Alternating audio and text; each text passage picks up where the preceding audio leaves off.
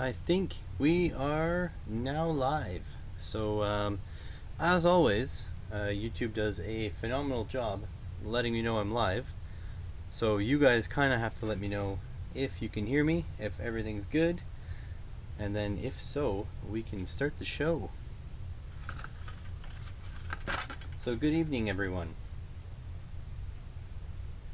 How are you guys? Oh, hey, Mark.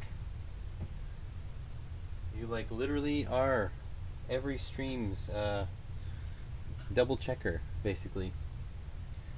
So, I have no more Pepsi, but I do have these ice cubes, and I don't know where they've been, so gotta sanitize them. Can never be too careful. Same sanitization as every other live stream. How's it going, RJM? I gotta work tomorrow morning, so not a lot.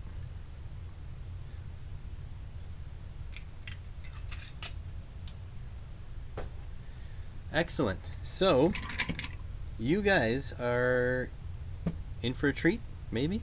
This thing here is a Flite test Mighty Mini Scout? Mighty Mini Scout. I think that's what it is. And I had done most, if not all, the hot gluing a couple years ago. Put this together, and then ran out of time. Didn't have a lot of time to fly, so yeah, it's just sitting here. So the hard parts are done. Now I gotta do the easier parts, which is put the electronics inside and the servos, adjust the horns, do a little bit of binding, and then we're gonna be good. How's it going, BWs? I got the regular crew is here. You got Mark Trombley, we got BWs, and we got RJM. So yeah, the whole crew is here. I'm gonna take a sip of this sanitized ice cube. Definitely very strong. No wind tunnel tests. Boeing has rejected my sponsorship ask, so no wind tunnel testing. But we do have a failed RC that I had put together. I had crashed it really badly, so the electronics for it are these guys here. So this is a orange ORG. Hold on.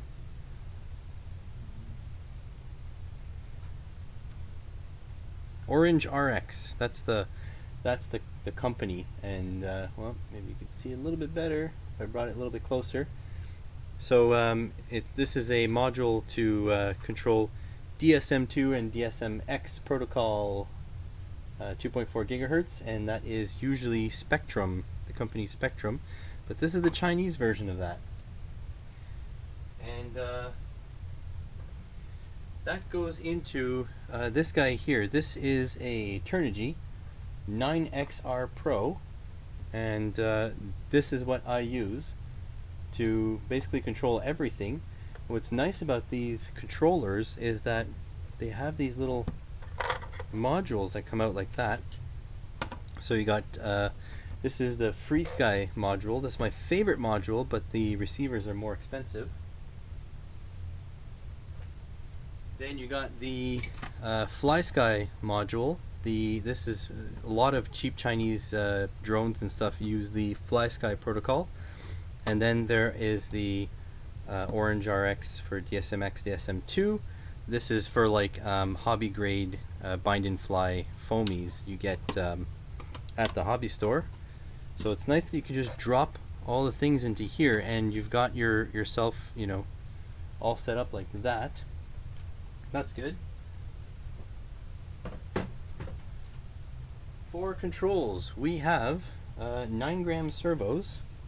No, sorry, 5-gram servos. Here's the other one here. So these servos literally weigh 5 grams. And then for battery, I'm not 100% sure yet what I want to use. Oh. I do have, this is a 2-cell 1000 milliamp hour. That might work. Do I have a 3-cell for more power? I don't really need more power, I guess. This is a, there, 3-cell. Something's wrong here. They're nearly the same size. But yeah, these guys, one of these guys will be the power plant for this thing. And my goal is to get everything all up in the air under 250 grams. If you don't know, in Canada, you do not need any kind of registration or license for any RC aircraft below 250 grams. And so that's what I intend to do. If we go over, well, I'm gonna get my certification at some point, but I guess it'll have to be moved up a little bit. So let's see, with the heavier battery, which battery is heavier? 66 grams, 67 grams. The 2-cell is heavier. Okay, so with these guys, all the electronics together, we got roughly 130 grams. And then if I grab the airframe parts,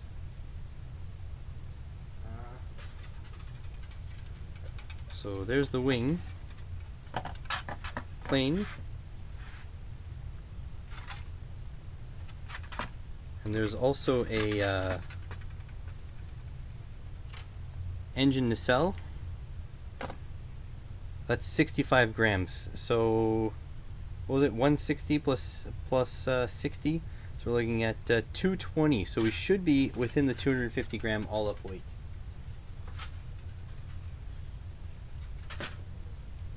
Here is hoping. Alright, so with that said, there's a few things I need to do first. One thing is to charge up the remote battery. And so I want to get that going as soon as I can, so that we can get to other stuff.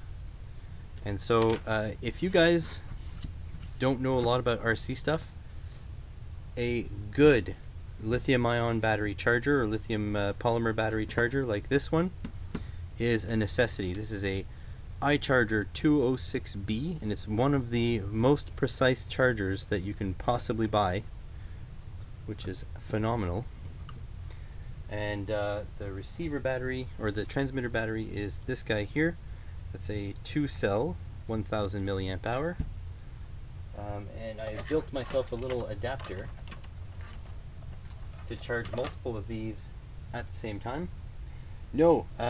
So no wheels on this aircraft, and the reason for that is there's actually a skin that you put on the outside, and there's a wheel, and there's a little tail skid and stuff. I want to leave all that out to try to be as light as possible, because not only does the weight count against our 250 grams, I also want this to be able to survive crashes as well as it can.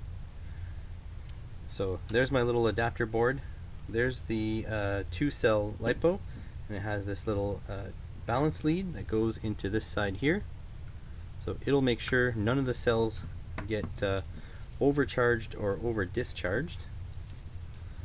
So that's actually kind of dangerous that I left this exposed. I don't know why I did that. I think I did that because I wanted to add more connections to it in the future, but let me just ratify that at this point right now before it gets too late.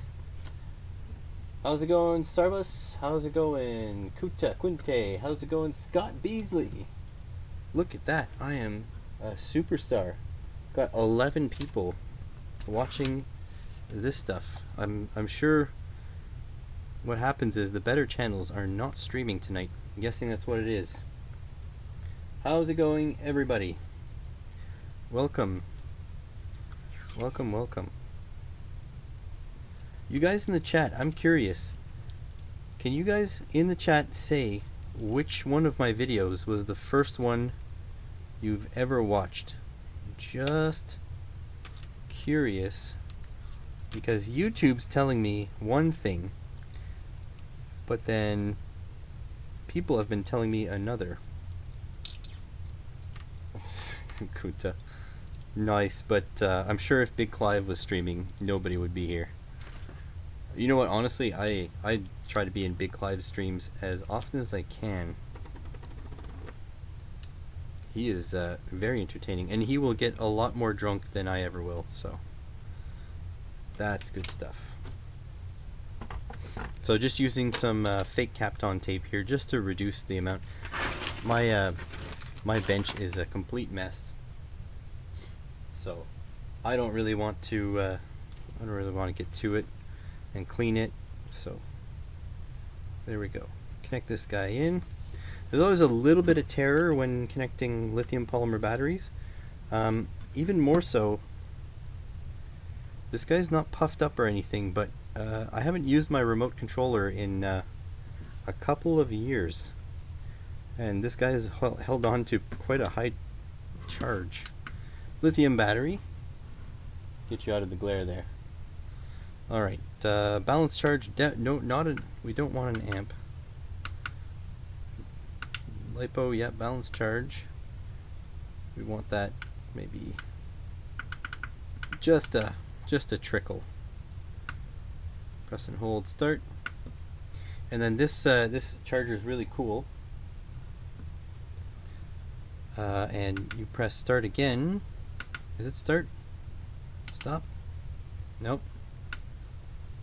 There is a button you press to actually see what the voltage is on each cell. This one?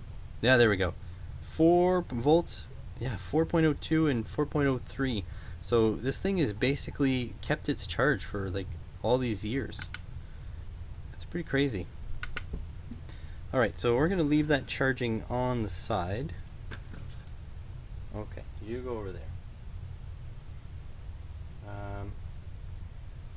Yeah, mailbag and the resistor. You know what, that resistor storage video did a lot better than I thought. I can tell you the story of that resistor video. I had set, yeah, wow, I'm not a fan of the straight rum. Ah, the mystery tool, yeah, that was the oscilloscope. You can't see it, but it's sitting right up there. Yeah, that thing is pretty cool, actually. I wish I could use it more, but it's huge. It's very difficult to get it on camera. Okay, so next step, we want to center our servos.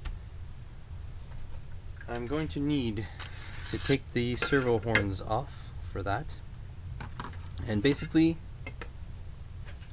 the servos are going to sit inside here, sorta like meow. So like that, facing downwards, wires facing forward.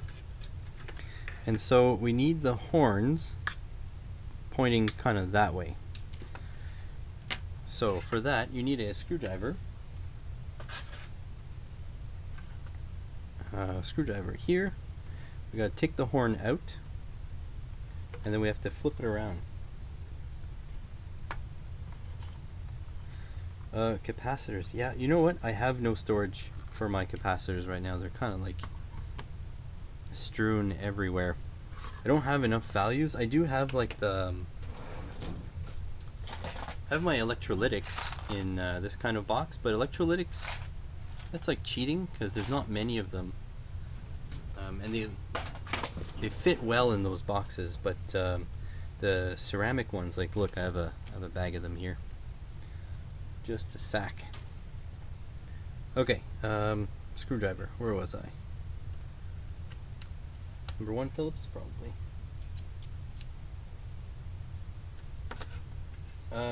Yeah, so I don't use this thing enough either, and I'll tell you the reason.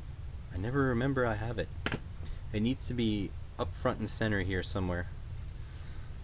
Alright, yeah, so we're gonna take these out. Aw, darn it. They are size 0 Phillips. Yep, size 0. These little 5-gram servos, they're absolutely tiny. If you go on eBay and you check for the cheapest servos, those are 9-gram servos. So these are lighter than that. Yeah, of course. Yeah, it is always in the case, so it's not. Yeah, it's not ideal for sure. Well, I'm gonna strip the gears if I'm not careful. So yeah, these servos are tiny, tiny. I'm also gonna get a magnet. There we go.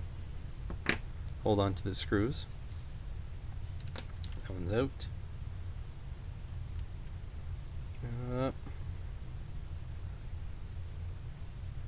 And that one's out. There we go. Screws are on the magnet. Now, in order to center these, they sell these really cheap devices. See that? They're servo testers, and they don't actually test servos. They just allow you to make them work, either sweep or stay in one position. Hey, I've got another edition of the toy boat coming very shortly. It's recorded. It needs to be edited though, because I left my microphone in Livestream mode, and so my microphone was not plugged in at the time. So yeah, problem. Alright, I need some way to power this without too much voltage. I guess I should use my power supply.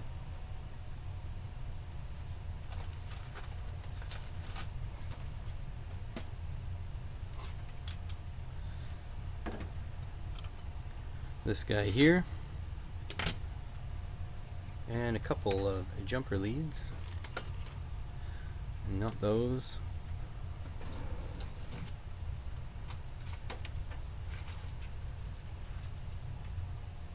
Not those.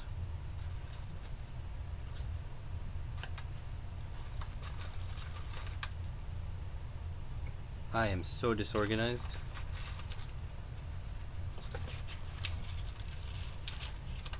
What you got? My Kingdom for a male to female connector. Yeah, the charger fan is speeding up as a internal. There you go. Got a little internal fan there, and it's just giving her. The charger is a little overzealous. It thinks it's in trouble, but it's really not.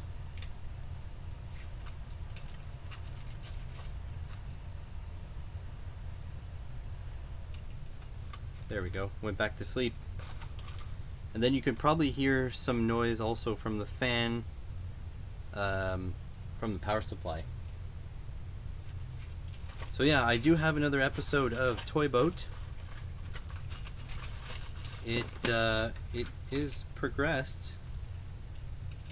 Man, I will not find another friggin' wire. Oh, here we go. Look at that. I custom made a lead just for this situation. Man, that's awesome. Can't believe I have that. Alright. There we go. Positive in the middle. We're going to leave this disconnected.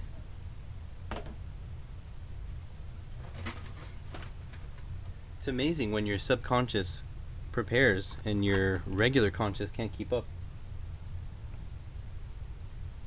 What material did I put on this screen? Scotch tape. And I basically put a layer of Scotch tape, colored it with a Sharpie, put another layer of Scotch tape, colored it with a Sharpie. I think there's 3 layers on there. So yeah, I cheated. I know like Pilot Stuff has that tape stuff, the lens repair tape, but like honestly I don't need 100 feet of it, and it's like $20, so yeah, that's why I didn't go that route. But yes, tail light repair tape is probably the better way to go.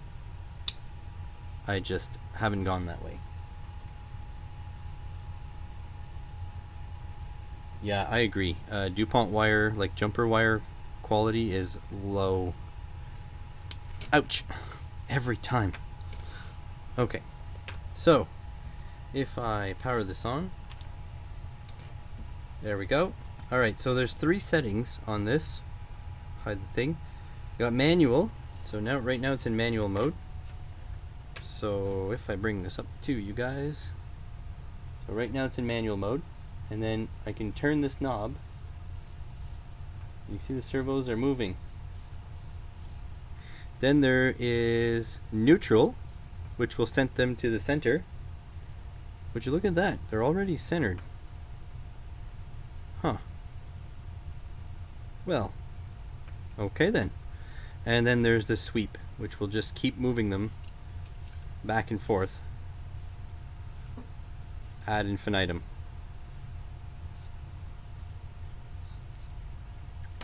So somehow I actually managed to center them already, which is phenomenal.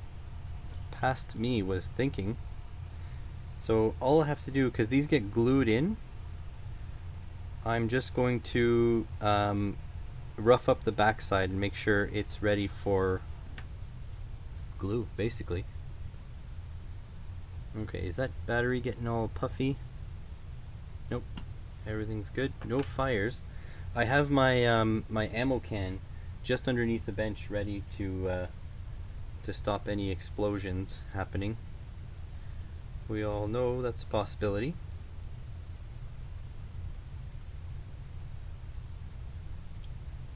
Okay, so yeah, that's neutral enough, right? It's biased kind of one side, but it's not bad. And then there we go. When we turn the knob,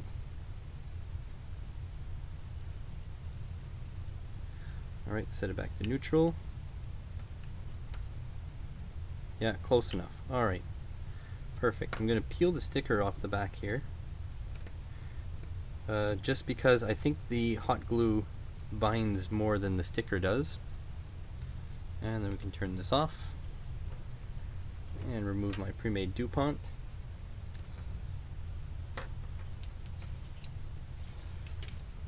I don't know what Scott uses, but if you want to know what I use, I got a couple of them here. So this is just regular insulated spades. This one is an RF crimper. And then there is this one, which I use for DuPonts, but the jaws are not that great. I need to look for a different one.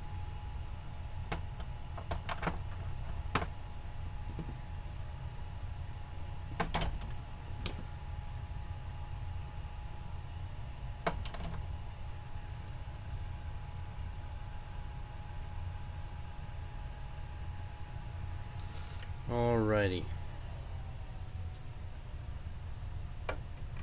So that's good. I'm gonna rough up the backside here. You can use sandpaper to do this, but I tend to just use really big scores from my hobby knife. I find it displaces the plastic a little bit more, and it just gives the glue something to grab onto. You know, if it's too slick, there's not enough spots for it to grab. This one's already roughed up. I just need to take the old glue off. Also wonder where the heck the other servo that's this used is. There we go.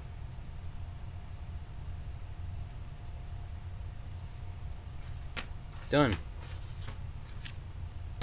Alright, 8.24, okay, still charging. We're good. Yeah, you can definitely change the jaws on the crimper. I'm gonna try different jaws. Kind of spent a lot of my Patreon money very recently. It's gonna make for really nice mailbags, but until then, no money. Alright, so grab this guy. So the point here, right here, that's the center of gravity of the plane. It's just up on this point. So the goal is going to be to set these guys in. This one on this side. sort of like here, as close as possible to the center of gravity. Just about there. So basically you're going to take these rods here. These rods already go through the body. See, that one is the elevator and that one is a rudder. So since I know I want to be about here, I'm going to make a mark. I've built quite a few RC things, Mr. RJM. Don't know how many. I've had, you know what, I've had one successful plane. Okay, I've built 2 successful planes. One was too difficult for me to fly. I'm still very much a beginner when it comes to RC planes. So one was too difficult for me to fly. The other one flew great, but I crashed it a lot and it got beyond the point of fixing. So it is what it is. So this one here, I'm thrilled to have going for me, because apparently these things are super solid. This specific model, and this is just laser cut foam, and yeah, they're super cheap to buy, like very cheap. So the only problem is they say to put it here, but if you cut a Z-bend in here, you can't actually.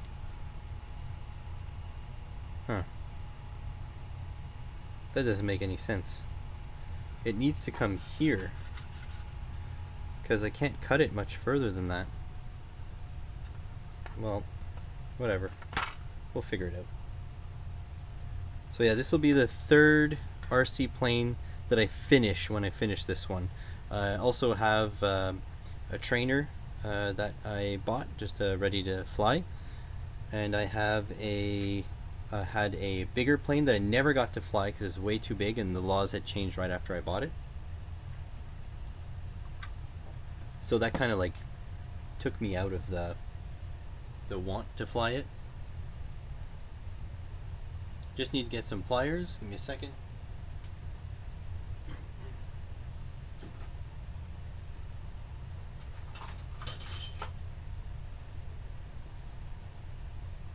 Of course, the world's filthiest pliers, because these were on location with me. But that's bad.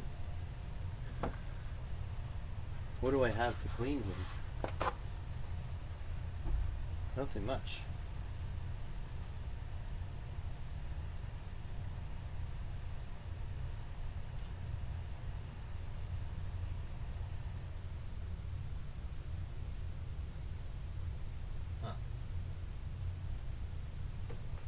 What the heck am I going to do?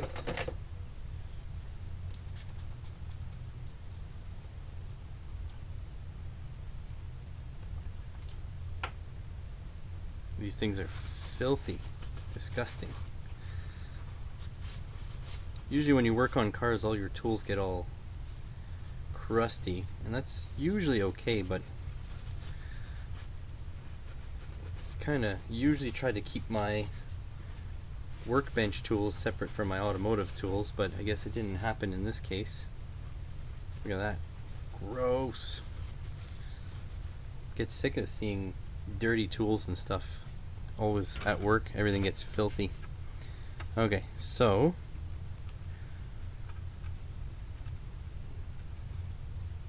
I want to grab this maybe here. I feel like that's as far as I can go. Grab this here. Now I'm gonna make a Z bend or a Z bend. So this needs to bend. Whoop.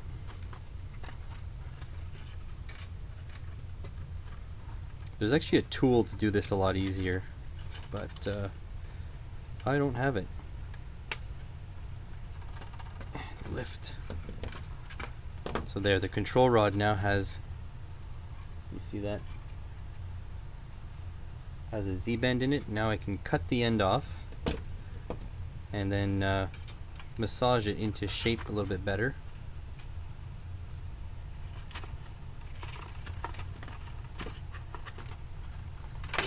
The big plane, I actually sold it.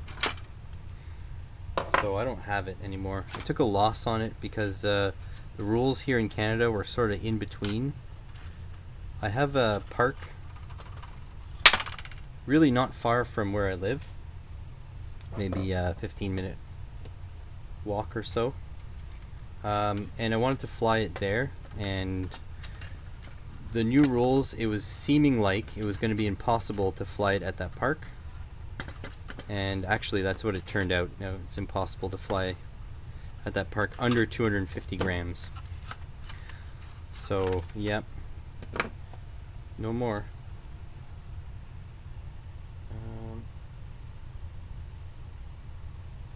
Yeah, I think the IoT cars are kind of interesting to me.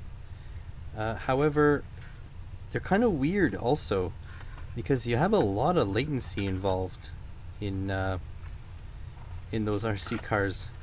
Like if it's something slow, like who is it? Is it RC Test Flight who does all the like the rovers, and he 3D prints everything?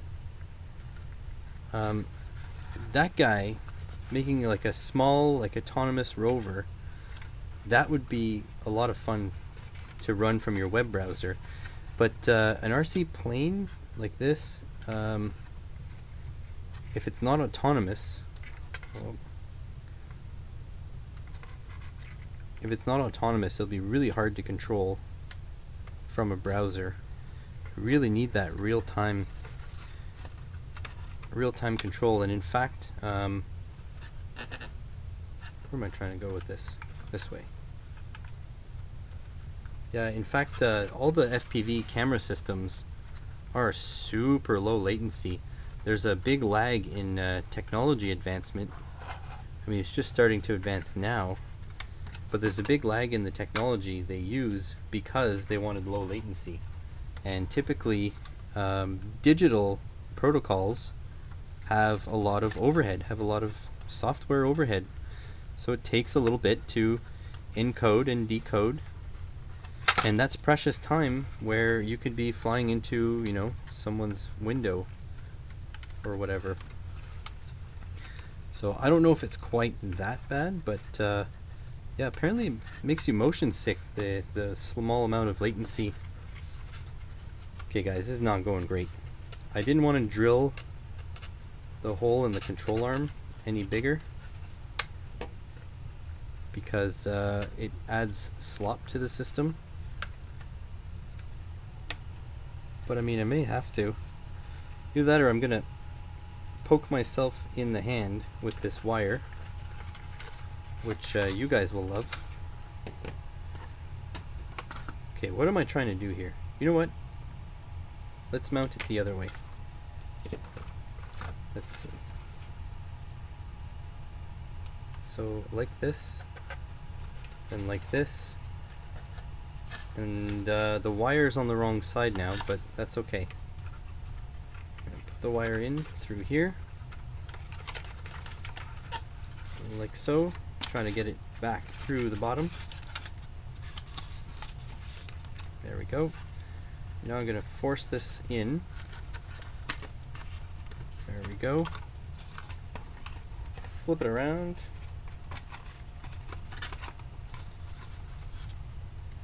Does anybody here watch Marling Baits? Guy makes fishing lures.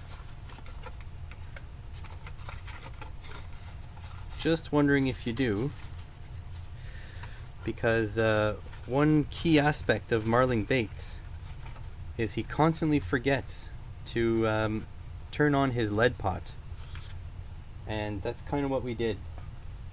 I forgot to turn on my glue gun, so that's the thing. So that's another brilliant thing about these flight test planes, is they go together with hot glue. So there's no like you know, waiting for an hour for foam safe glue to dry or anything like that. It's literally just hot glue. You hold it together and I don't know, 30 seconds later it's glued. And I've seen the flight test guys fix these airplanes by just adding more hot glue, like literally just more glue. Alright, so I'm gonna cut this servo horn off.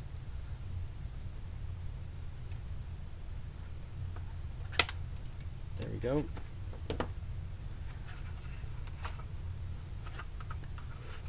So that should be good. See, yeah, that's the bottom one, so that's good. And we want it sort of this area here. We don't want it too high up to foul the wing. And we don't want it too far down. And I'm going to move the other one a little bit further back, just to give that one more space. So that one's going to be a little bit further back.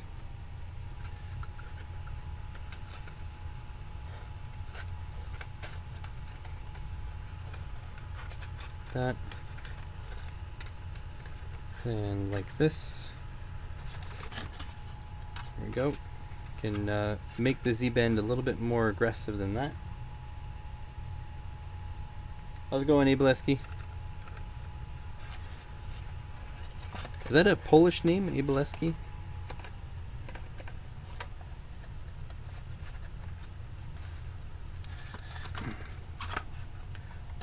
Work with a few Polish people in my day. Alright. That one's that. Cut this one short as well.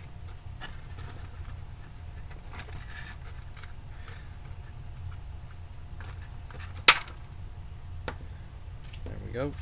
Piece of control wire gone. Okay, we'll do one at a time. So I'll glue the other one in, and then we'll glue this one in.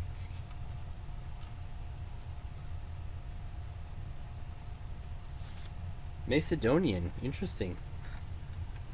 You see, I'm nothing. I'm just white Canadian, kind of boring. I guess if you trace my roots back, you'll get France, but that's like way back, like settler era. Working from home. What time is it where you're at? Are you in Macedonia right now? This almost ready.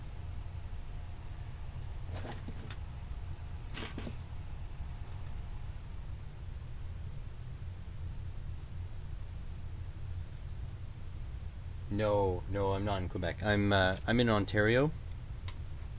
But my family lineage is Franco-Ontarian. Yeah. Hey man, Scott, if you need to go, you need to go. I mean, I thought it was the French that were known for running away, but whatever. And that's just a joke. Anybody that knows history knows that the French were part of the huge rebellion to hold back the Germans in World War II. Just a joke. Oui. Je parle français, mais ça fait longtemps que j'ai pas pratiqué. How about that? There's a little bit of a Franco-Ontarian accent there. Actually, quite a bit of it. I understand. That's weird. I find the French language has a lot in common with British English. Like, it's such a regional dialect sometimes. It's crazy. Okay, so we need to get glue onto the back of that servo. I can smell the glue gun now is up to temperature.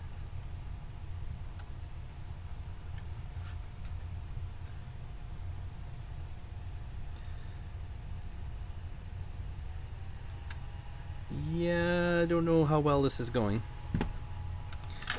Alright, I'm going to slide it into place.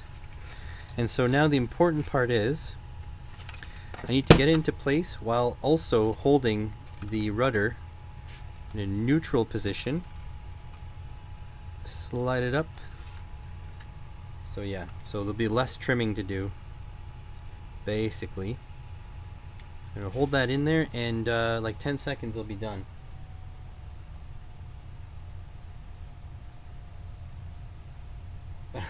Yeah, gato is cat in Spanish, and gateau, G-A-T-E-A-U, is cake in French. Oh, and I already made a mistake. Left one servo up too high. Maybe I can snake this wire by.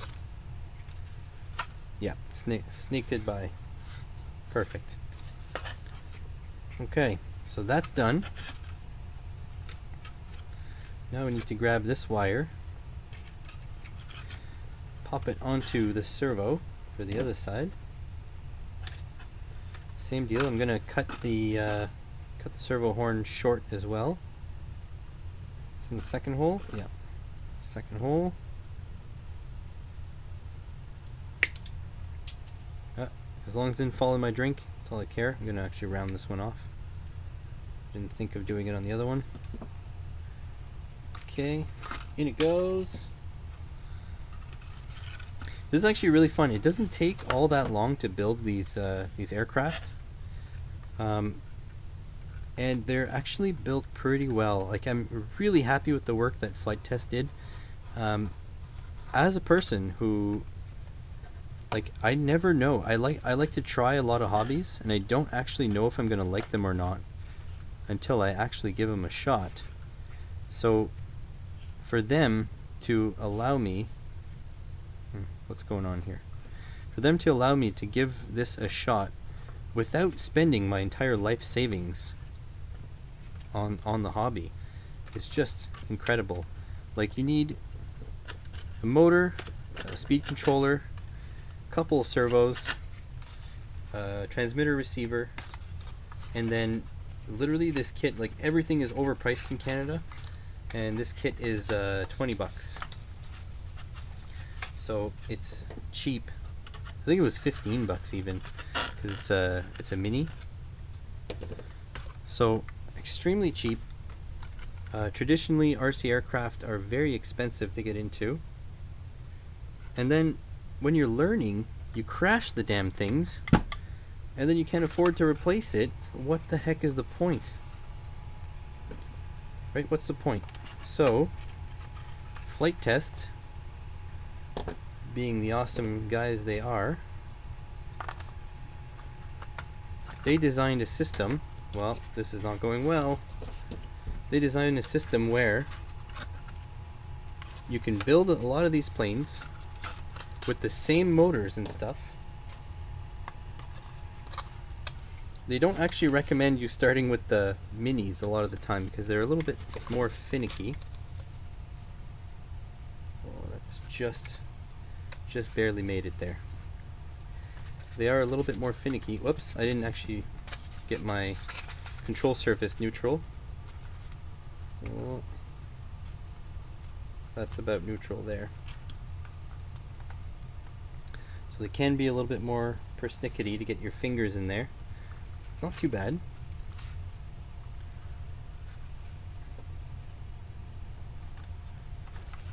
Hopefully this works out. You were supposed to offset them. Didn't quite do that. But we will test them before it's all together anyways. And if I mess this up, well, again, the foam is like $15. And in fact, if you don't want to pay the $15, you can actually just print it yourself for free. They have the free plans on their website. It's incredible.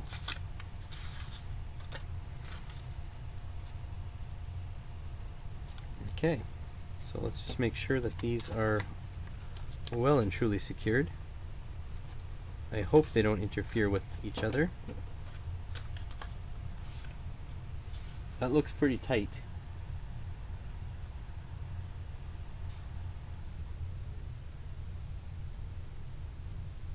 There we go. It does look pretty tight. I'll have to give that to you. It's yep. It's a thing. Hopefully they'll be okay. I do still have the servo tester kicking around. if I can find it. Looks like the LiPo for the receiver is almost fully charged. Here's the receiver. This guy. And get my power supply back up here.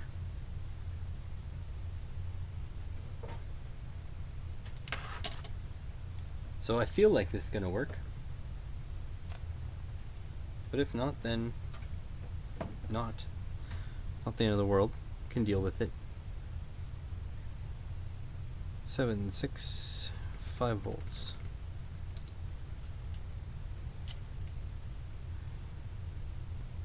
Positive on top.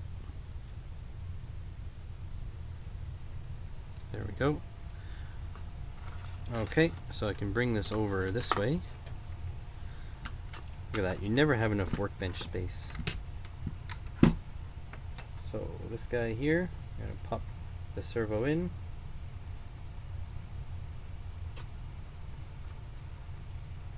Okay, might need a bit of trim to be done. That's okay.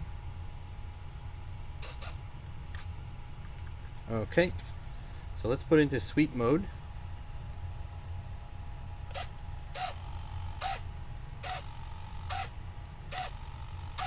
That's working just fine. Lots of torque though, huh? It's like flexing the servo up against the body there. And this is what the tail feathers are doing.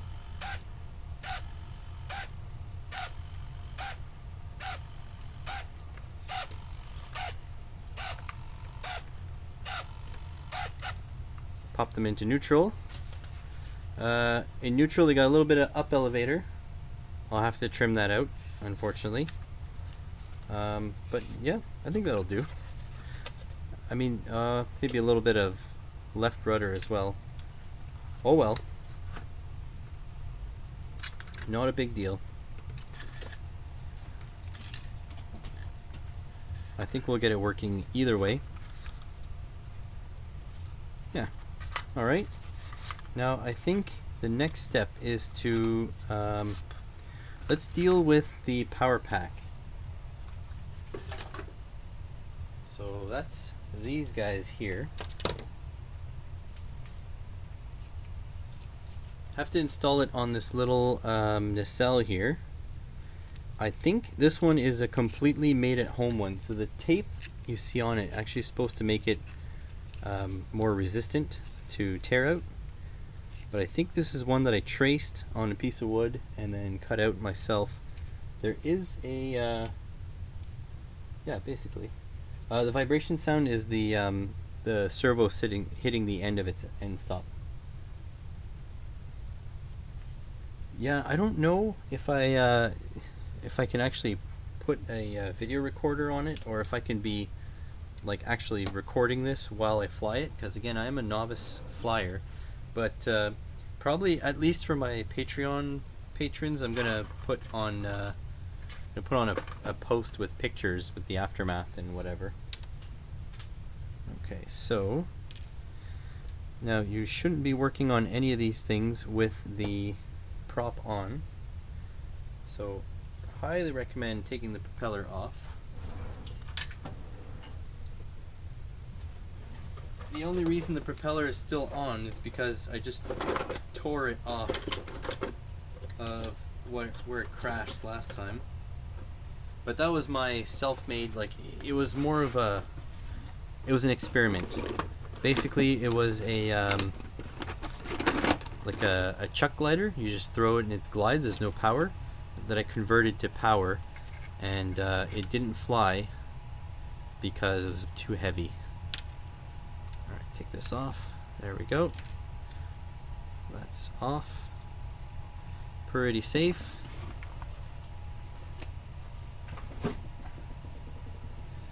Oh, maybe this is the right Allen key. No, it's not. Okay, that's okay.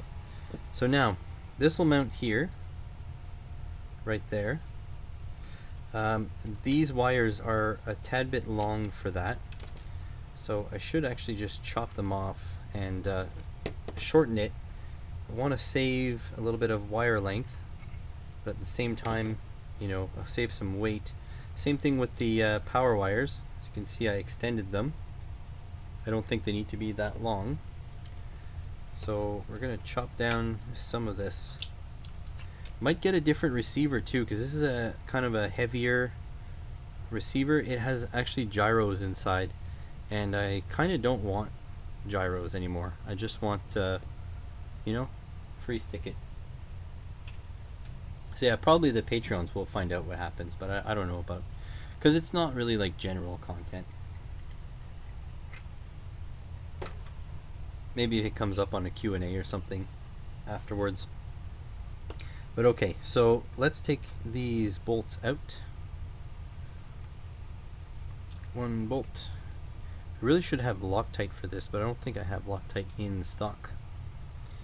Alright, so that's there.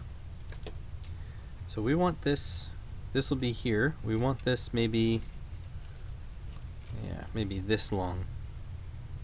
I don't want much longer than that. So 1, 2, 3, cut. Okay, and so that will be in the order red, blue, black, because this was already running in the correct orientation, so I don't want to mess with that. So red, blue, black. Going to take a little bit off here. So how was everybody's weekend? Because it's now the end of Sunday, for me at least, in the Eastern Kingdoms. You guys over in Kalimdor over there, your schedule's a bit different.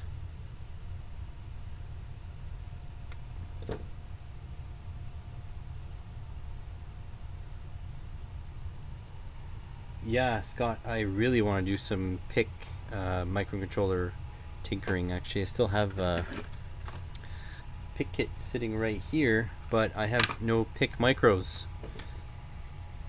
Red, blue, black, in that order.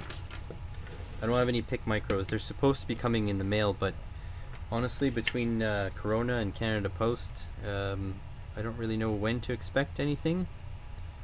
I don't know if it's like gone. I think the ETA said like June or something. Late June. Probably should use this mat.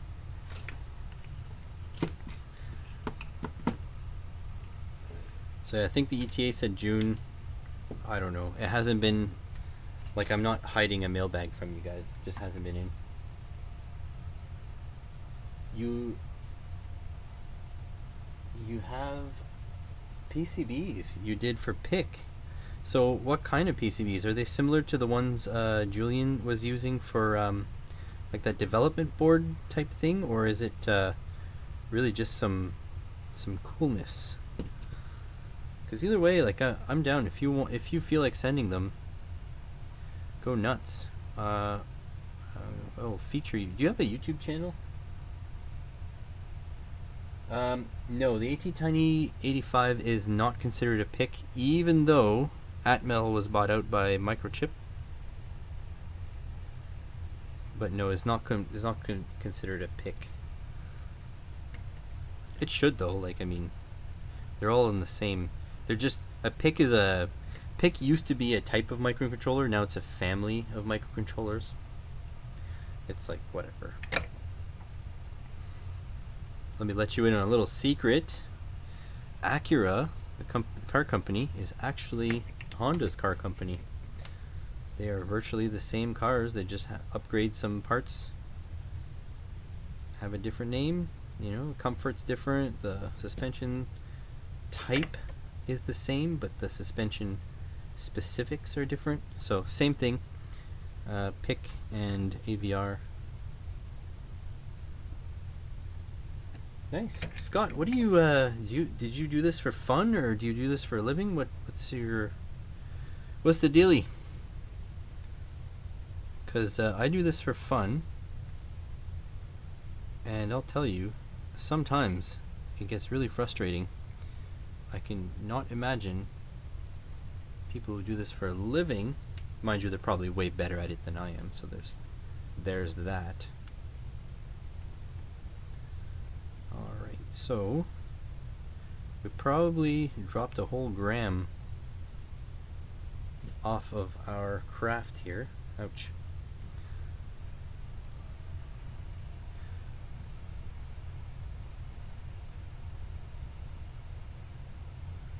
There we go. Gonna inspect these connections a bit closer. Yeah, they're fine. Oh, they're maybe shorting. Maybe not fine.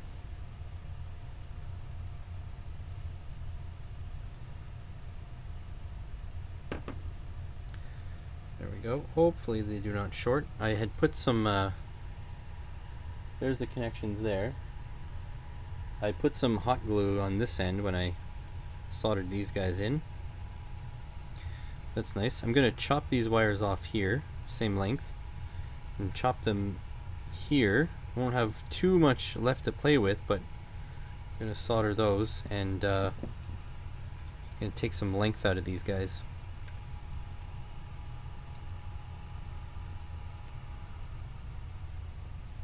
Ex-engineer. Nice. So let me ask you, what, like, I go on to, I'll tell you an example, okay? So I go on to, I'm a professional automotive technician, and I go on to South Main Auto's channels, Eric O from South Main Auto, and I go take a look there, and everything he does, almost everything he does, is by the book. So I see that and I'm like, you know what you're doing. So you being an electrical engineer and now software engineer, how do you feel coming to these channels where I'm not an expert in engineering and electrical stuff? How do you feel watching my videos? Do you feel like, holy crap, this guy's got it so wrong, it's not even funny? Or what's the, like, what's the deal? Because I have a lot of mutual respect for Eric O from South Main Auto, because he, oh my god, for a general shop, he does amazing. I have access to, I work at a dealership, so I get the dealership info right from the manufacturer. Eric O has to work twice as hard because he's got half the information, and he still manages to come up with the right answer. It's incredible. So how do you feel, Scott, slumming it in these parts, basically? Do you feel like, I got it so wrong, or what's the deal? Need some from here. Assorted lengths of wire, because that's also where I keep my assorted lengths of heat shrink.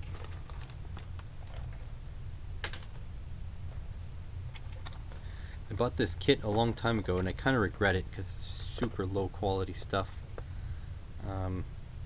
Really, I need to, you know what, I completely forgot when I spent all my Patreon money there. I was supposed to buy some 3-to-1 solder heat shrink tubing, and I didn't, and so yeah, now I'm back. I'm still stuck using this stuff. The weird part is I don't use heat shrink all that often on this channel, so that's how I forget that I need it. If it works and no smoke and it's safe and I like it, okay, fair enough. I see some, so I have an alt account that you guys don't know about on Reddit, and I actually go in and I try to help people fix their cars, but it's so hard. Like, they make it so difficult on you because they don't explain well what they mean. They're usually cutting corners and stuff, so it's frustrating to speak to amateurs sometimes. It's very frustrating because you're trying your best to help, but they're not giving you the tools you need to help them. So yeah, I always find it weird. Yeah. So I always find it weird how engineers end up on this channel. Like, it's incredible. My wife is an engineer. She's a civil engineer. You can find her at youtube.com/c/veroart for her art channel, or twitch.tv/veroac for her her Twitch streaming. But yeah, it's quite the thing. She's a beautiful mind, though. Like, it's incredible. Some people train to be engineers. I think she was born to be one.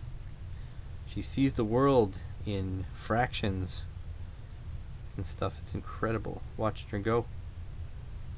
Too bad she doesn't care too much for the work.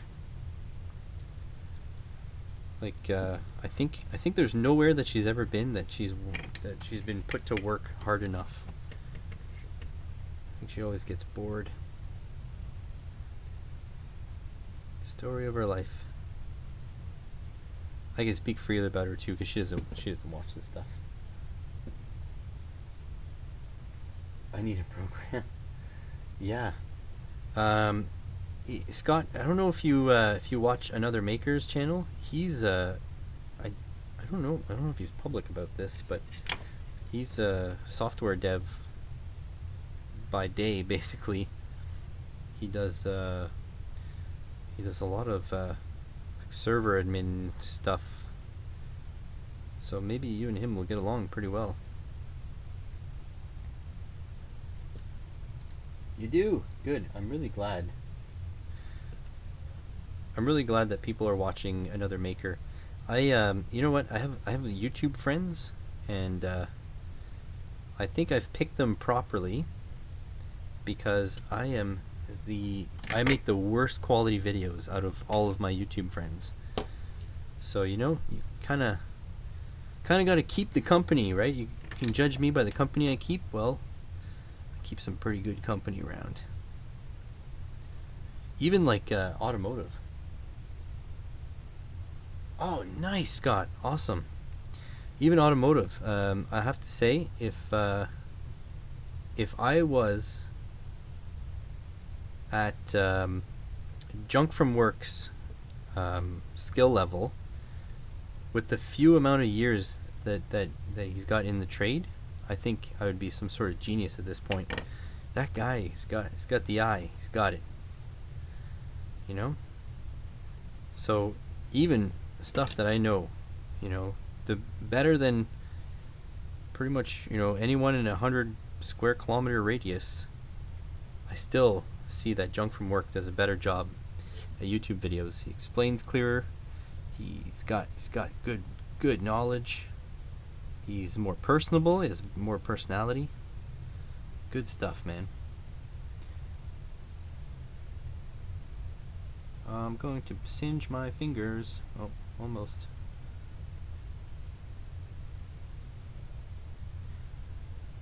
Oh, that's not good. Get in there. Yeah, Another Maker. If I don't know what you sent him, but it's his stuff is freaking good. He's so knowledgeable, and the thing is, he's got 2 channels because he's so good at 2 separate things. He's got Develop with Dan and Another Maker. It's both his channels. All right, if we slip this up. Oh no, we got it too hot. Come on, slip on there. Nope. Yeah, these solder joints are way too big. Don't think I'll be able to get the heat shrink over. Not a chance. Okay, so we're going to go with step 2. Whoops. Got a freaking speed build kit falling down from the heavens. We're just going to tape up these joints. I'm not too concerned. This plane will probably not last all that long.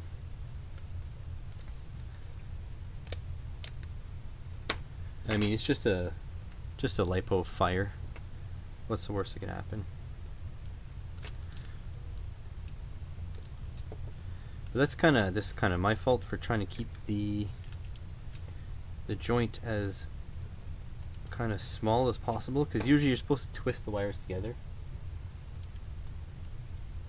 You know what? Thanks, God. I appreciate that, and I need to learn to take compliments a little bit better.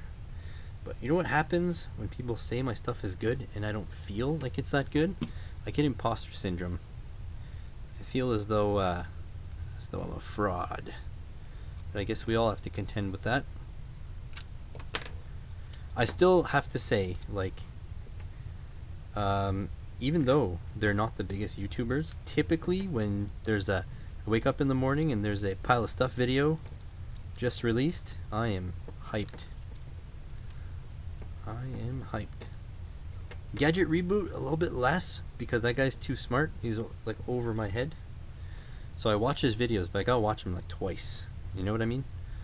Kind of the thing, gotta savor the flavor, I guess.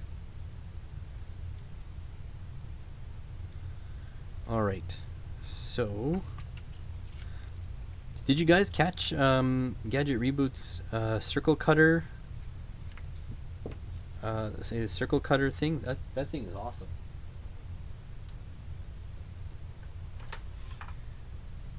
I want to parody that circle cutter, but it's gonna need for me to be like jokingly upset at him, and I don't want him to think I'm really mad at him.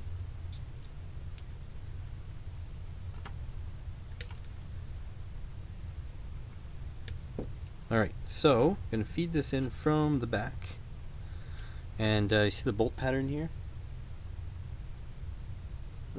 See how there's 2 wide and 2 narrow? Well, we're going to go into the 2 wide. And we're going to bias the wires over to one side because there's a cutout up here, right there, for those wires to pass through.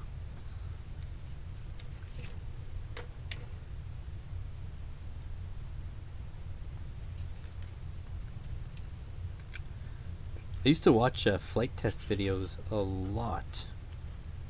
Those guys really big into like getting everybody into the hobby, which is weird because the airplane hobby traditionally has been very stuffy.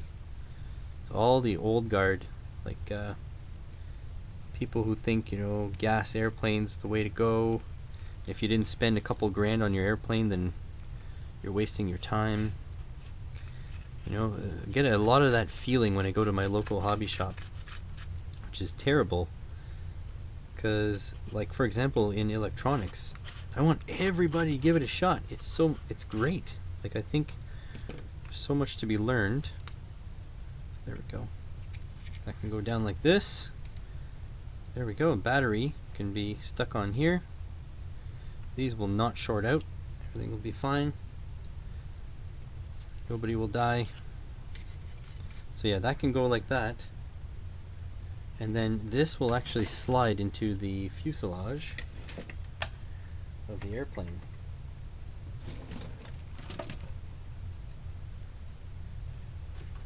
Fuselage. So yeah, so this guy here. So this will actually go this way. If I'm not mistaken, it goes like so. Whoa, I didn't build this to exacting standards. Or is it backwards? Does it go this way? I think it goes this way actually. So yeah, that'll go like that and come up like so. There we go. So yeah, this will be like this. And it has, if you look, this is straight this way, and then the motor actually tilts that way, and in fact it also tilts down that way. That's because the forces that this plane experiences at this scale with this motor turning will want to pull it around this way and buzz it off up or down. So it actually has an offset motor by purpose, so that it's counteracting the forces of the propeller. Yeah, basically vector thrust. But sort of like set vectoring. It's not like, yeah, you know what I mean. It's not something that's adjustable, it just is. And then basically the battery's going to go in here. Might stick it down here or up here. And I don't have any landing gear. There's supposed to be a cowling up top here, but I'm not going to bother with that. And again, like I said, this thing could totally fail. That's completely possible. But at least I'll be able to give it a maiden flight, because at the moment it was just collecting dust. Literally just collecting dust. Alright, so we're going to pop out the wing slots here. So you just go, so this is how you get it. It's laser cut. See, this is already cut through, but they leave little tabs, sort of like that, here, like so, and then you can sort of poke these through, like so.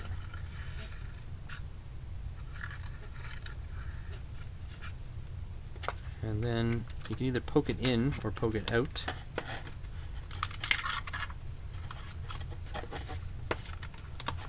Come on out. There we go. Okay.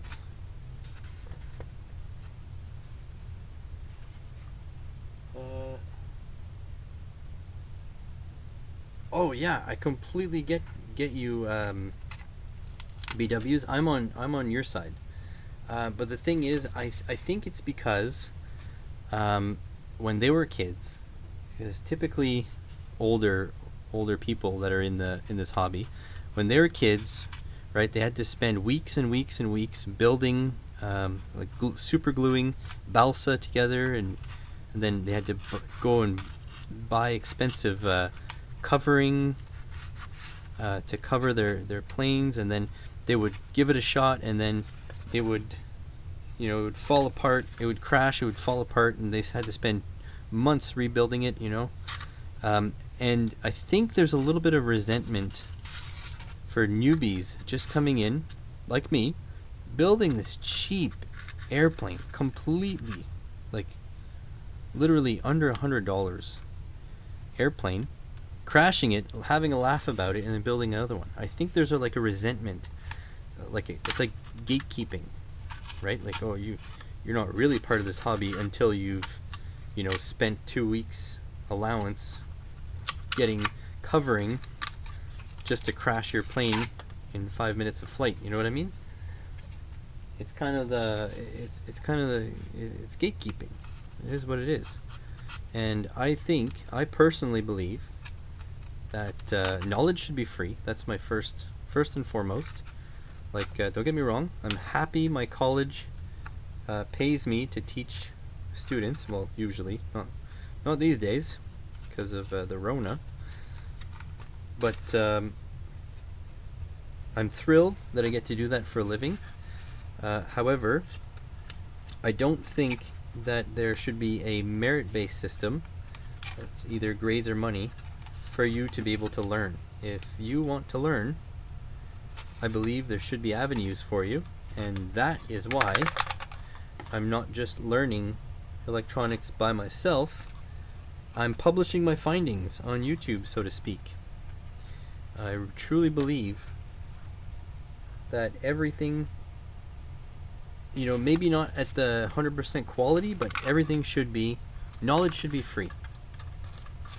It might take you a little bit longer to get through it or whatever, but knowledge should be free. Okay, so I think we have to pop this cover off, because you need that cover off to align. Oh, I don't know. Do you? Oh, I don't think you do. I think we can use this. Is there a mark back here? Nope, no mark. Okay, well, we don't need it then. We won't pop this cover off. So here you can just pinch the foam a little bit here. And, like, these guys designed this thing so well. It's incredible. Watch. Let's Goes right through like that. And then you just gently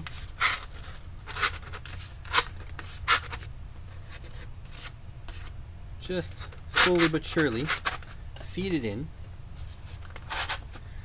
and it fits tightly, so you don't even need to glue the wing in.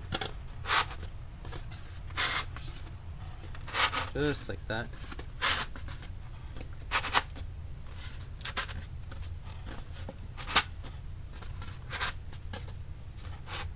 There we go. And then to line it up, you go under here, and you see that laser cut mark there? See, there and there? I'm dead center now. This thing, with the engine nacelle in, will be ready to fly. So that's awesome. I mean, what more can you want? I think they said you can cut this piece out. I think it's just can cut. Give me a second. Where's my engine nacelle? We'll see if it fits properly like this. If it butts right up against that. It does. It butts right up against it, so you don't need to cut it. So there we go. That is pretty much complete. I just need to get some barbecue skewers, and that's actually what's going to hold the thing in place. I think I've got some here, but I may need to run upstairs, so give me a second here. I almost was late to the stream because I couldn't find the second 5-gram servo. It's not like I announced last Sunday that I was going to do this, so I had all week to do it, and then I did it at the last minute. Of course not. I wouldn't do that.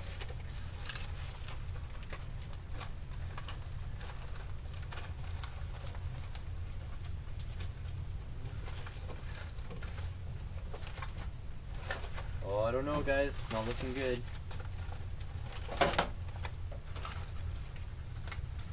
I have these dowels, but I'm afraid these dowels are too big.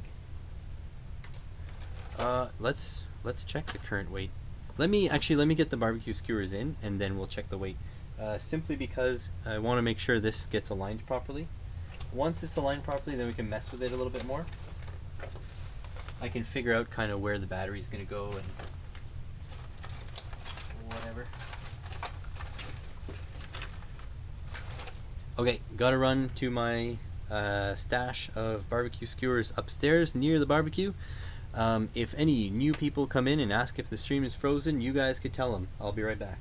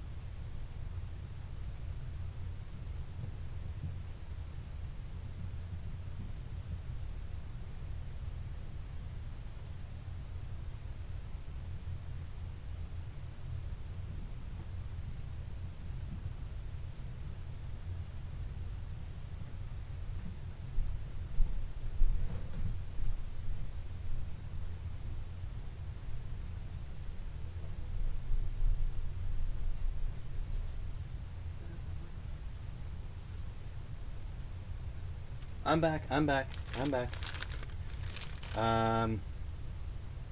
This is it's a kit plane actually. There's no bind and fly or anything. But this is what I had to go get. Barbecue skewers. Because these things are held together by the barbecue skewers. So if you see right here, see the little dot? And there, the dot. So you actually have to make sure the engine is positioned, the engine nacelle. It's a motor. Okay, let's just be clear. It's not an engine, it's a motor. So you make sure it's in place, and then you put your barbecue skewer through that hole, giving it a twist. This is Flite Test's own instructions. Okay. You do all 4 holes, like so. 1, 2.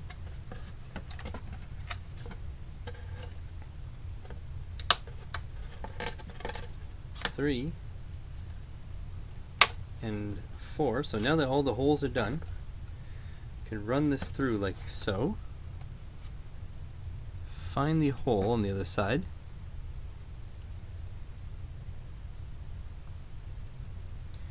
Still looking for that hole. It's getting awkward with the wings here.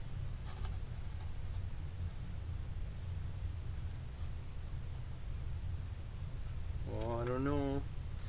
I don't know, Flight Test, did you lead me astray? You said this wouldn't be that difficult. Oh, there we go. You poke that through, sort of like that. Then you cut off the excess, sort of like that. And then you poke it through this way.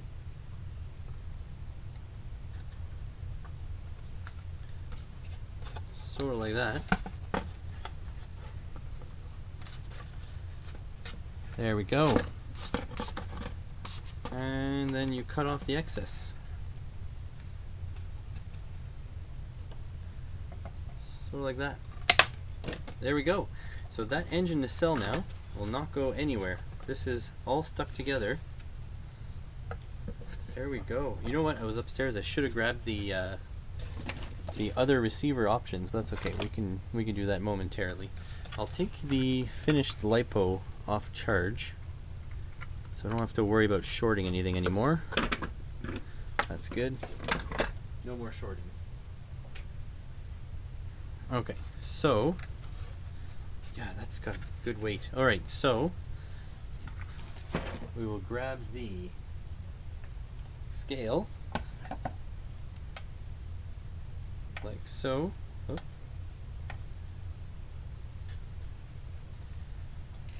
How am I going to do this so that you guys can see? I guess you won't be able to see. Okay. Can you see that? No, you can't. Dang it. Well, you'll have to trust me. So it's 108 grams at the moment. I'm going to put battery on. 174 grams. And the radio receiver, 185 grams. Also have a prop. The propeller should be around here somewhere. I don't know how I got my math wrong, guys, but I'm a little off. I did take off some copper weight because I removed the removed some wire. 187. So we're under 200 for sure. What about this battery? Let's change that one. So it's 187 at the moment. Grams. 188, almost 190. So it's almost 190 grams. Sort of all up weight. There's a few other things I'm going to add. Yeah, I'm not sure I want this gyro.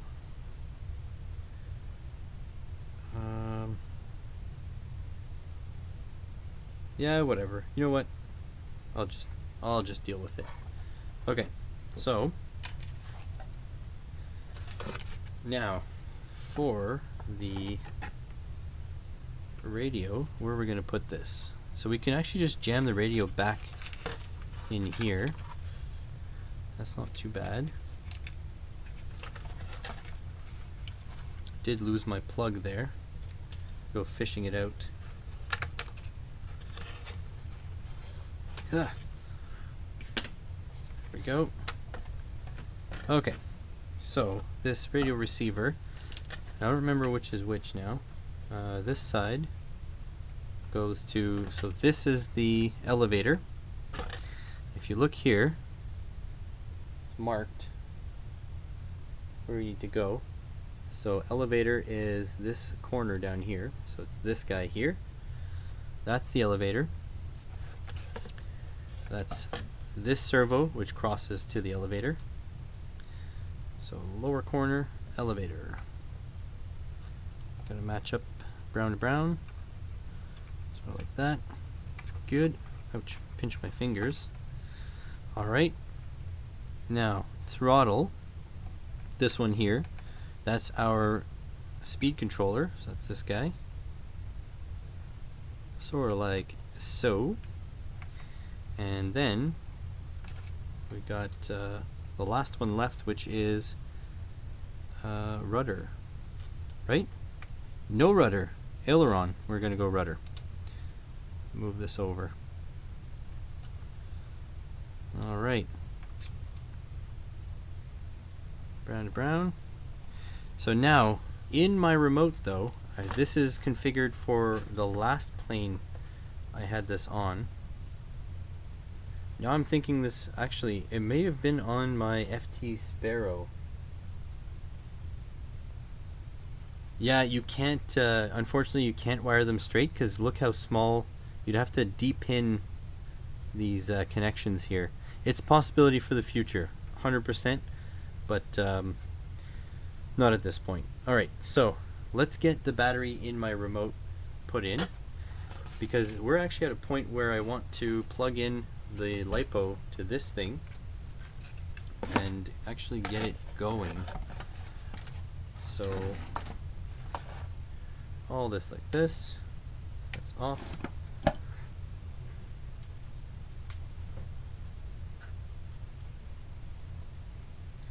So it's just one weird thing. The lady in here, there's a voice, and I don't really want there to be a voice, but I never actually found out how to remove it. All right, put my DSMX module in there, and my radio battery. So before I had any like electronic skills at all, this is when I made this little adapter here, so you can plug in a regular 2-cell LiPo to this remote. And with this 2-cell LiPo, this radio lasts forever, like maybe 10 hours of use. It's insane. Okay, and this will go in like this.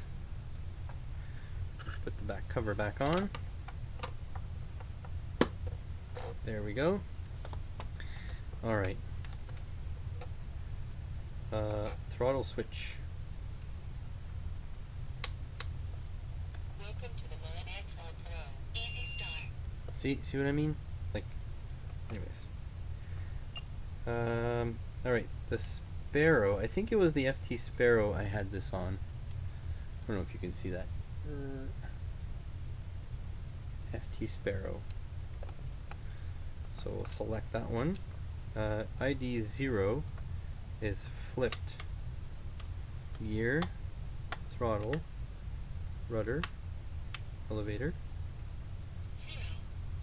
Oh. This thing's all broken. Okay. So let's see what happens now. This is on. Let's see what happens when we just connect a battery to this. And I don't know if it's going to explode. I don't know what it's going to do. Guess I'll just stand this up. If anything's shorted, we're probably going to have a fire.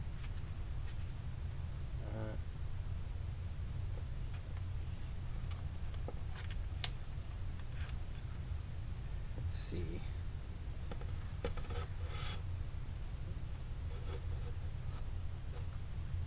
Hopefully no fire.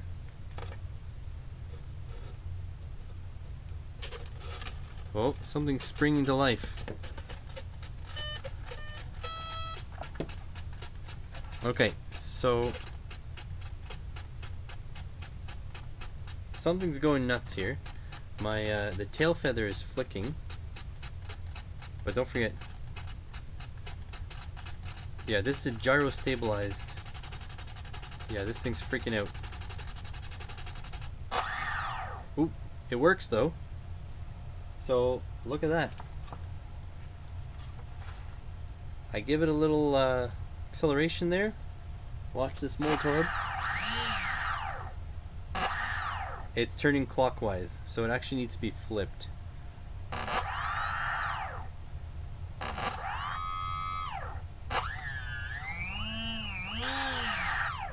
Yeah, it works though. Okay, good. Now let's see. Oh, looks like my rudder is actually... Yeah, my rudder is actually on my elevator. And I can't control my rudder at all. Okay, so this needs to be figured out. Let's see. How do I program this? Sparrow. It's got expos. Okay, so channel 1 throttle seems to work. Channel 2, let's grab this. Aileron. Oh, I see. Oh yeah, the Sparrow is a V-tail. So this is why. No safety glasses, but I don't have, well, I have my, I wear glasses. They are polycarbonate lenses, but I don't have the prop on. You never want to work on these things without the prop. Alright, so channel 2, this is what I'm looking at right now. So channel 1 throttle, so the throttle does work. That works. Channel 2, aileron and elevator. You see that? Channel 2, aileron plus elevator. Channel 3, aileron plus elevator. So it was a special V-tail. So I need to change that to only be, I don't know which one's channel 2. I guess edit. Let's delete. Let's delete it. Delete it. Yes. And then 2, delete. Yes. So it's just a mix, and I'm not worried because the Sparrow is now gone. It's will never be seen again. Delete. Okay. So now I'm trying to remember what channel 2 is supposed to be. So if you look here, so now we got a clean slate. We just have the throttle. So if I actually go down here, channel 2, and the source will be the elevator. I think that's good. Alright, so we'll go back. And channel 3, the channel 3, that's supposed to be the aileron, but we'll just set it to the rudder because it's a 3-channel plane. The source will be rudder. There we go. That should be. Okay. So let's see what happens now. I'm going to slide this over here so you guys can see. Okay, so throttle still actuates throttle. Now this stick in this direction, it should bring this up and down. So let's see. No, not working. Oh, this is doing something that's doing the wrong thing. Okay, so let's change channel 2. This is elevator. So we want to take that and we want to delete that. Yeah. We're going to move this one. Insert. Elevator. We're going to delete the rudder.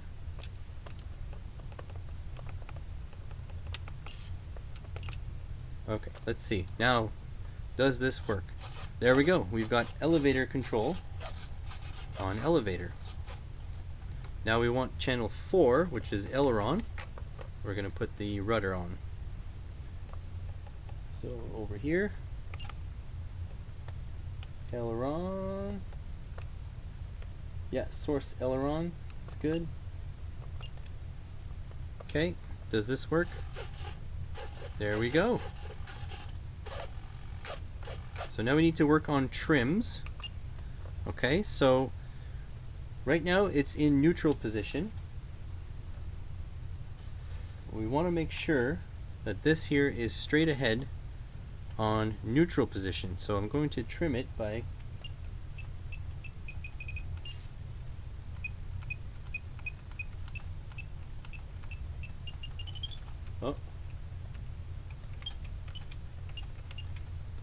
That's just about straight, and then you do the final trim when you fly. It's not a for sure thing. Now we want to trim the elevator. It has a little bit of up elevator now. Yeah, looks like we might not have enough trim. Our elevator, that's trimmed all the way down. So that servo was not properly installed. Okay, so that's a shame. That's a good question. Let's see. So can you see the tail feathers? Not quite. Whoops. I'm just going to break this plane before it even leaves the hangar. Ah, putting hot things all around the bench. Okay, let's see. Alright, so if I wanted to turn this way, I'll have to have the rudder turn this way, which will force the plane this way and turn around. So this way, it's backwards. Good call, R. It's backwards. See, if I press this way, it's backwards. Alright, that's not a problem, because then we can just go. This is a programmable radio, so basically nothing is ever an issue. So we'll go here. We want to change our aileron, and we want to edit.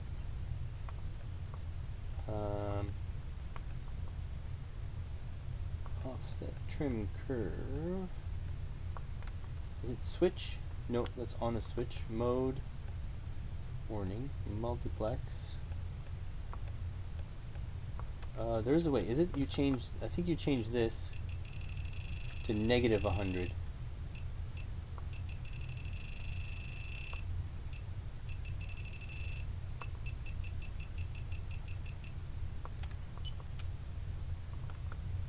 Alright, let's go back.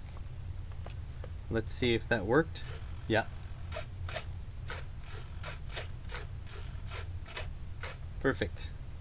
Now we have to change the trim, obviously. There we go.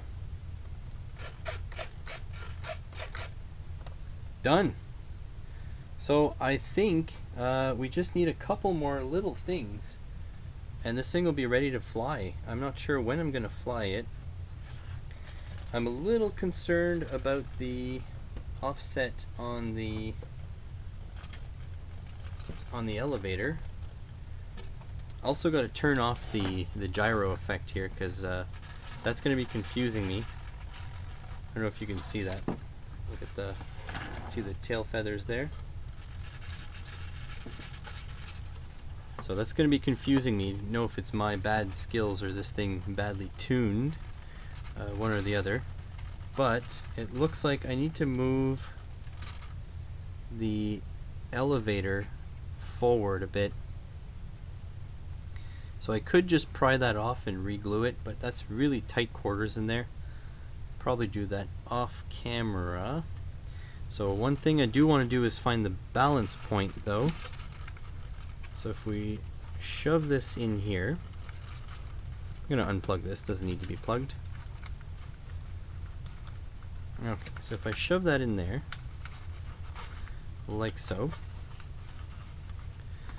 where do I need to put my battery for it to balance? So flight tests, they put you the balance points right at the tips here. So what you do is you put your fingers underneath, just holding it there, and right now it wants to fall backwards. If I put the battery right on the nose, oh look, that's way too far forward.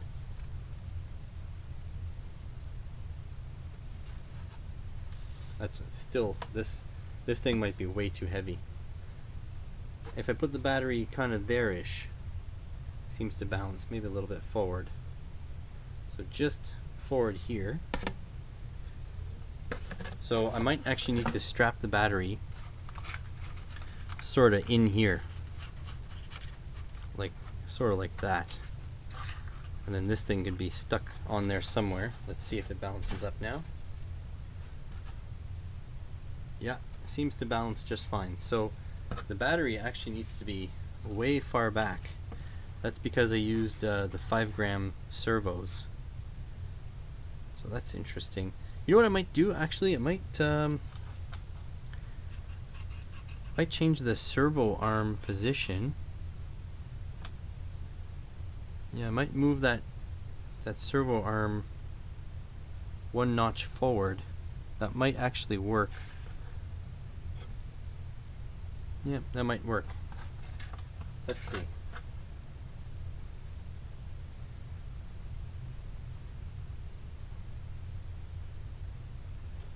What's this about drums, Scott? Do you play the drums, or like is this an inside thing I'm not understanding? That happens a lot, so I wouldn't be so concerned.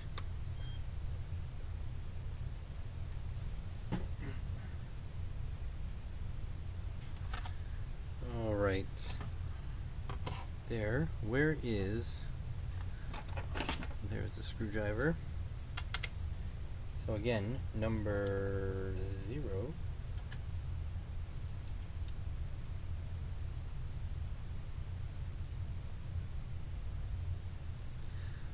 All right.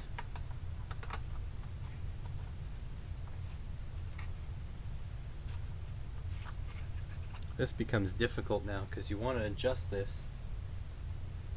Maybe it's best to have it with the battery plugged in. I do want to adjust it without it moving. Battery connector slide back in there? Yeah, it did. Well, that's going to be annoying the whole time I have this. There we go. Alright, so always have the remote on. Basically, you always turn on the remote and then you turn on the model. Okay, so here it goes. Plug it into there.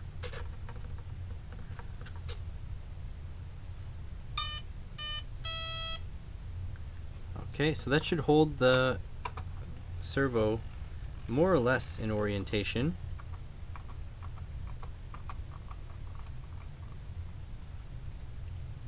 Pop that off. Now I want to pull. I'm going to pull this off. Should have a. There we go. Pull the horn off.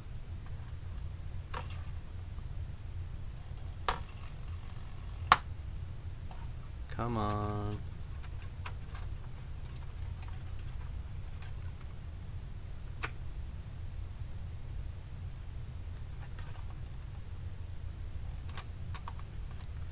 You know what? I really should move the servo forward. I know. Pretty shitty, but it does need to move forward.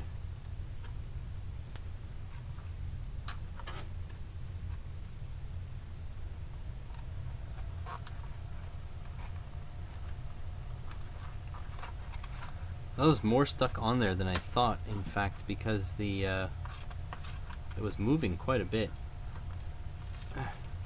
Get out. Get out. Okay. So, put a little dab of glue back on there. I'm going to put the trim back neutral for the elevator. Okay, trim is now neutral. Plug in the hot glue gun. Don't even know if anybody's still watching at this point. But basically, I'm maybe you guys might not be thrilled, but I am thrilled. Because the next step is to actually fly this thing. And that's the part I've been kind of waiting for a couple of years.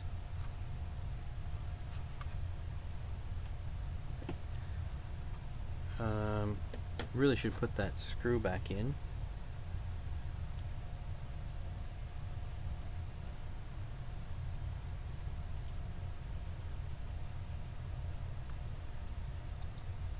It's all these things where I should really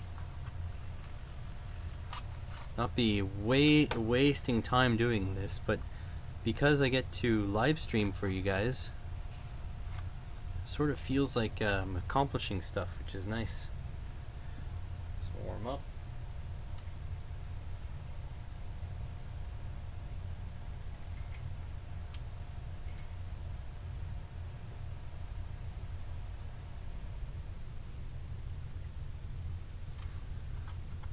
Well, while we wait for the glue gun to warm up, do you guys have any Q&A questions for me? You give me the Q's, I'll give you the A's. As much as I can. Definitely not an expert in a lot of stuff. I'm actually surprised there's 11 of you watching. Like, I thought most of you guys would have checked out a long time ago. Hey, I appreciate it. Don't get me wrong.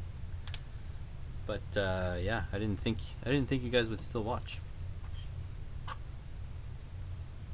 13. Well, my dashboard says 11, but then again, YouTube has been terrible at telling us the real stats. So, oh yeah, and before we go, we're also going to need to reverse the polarity on the motor. If I'm not mistaken, it's turning the wrong way. It's turning clockwise. If I turn this clockwise, yeah, no, it needs to go counterclockwise. I could put a clockwise prop on it because I do have different propellers.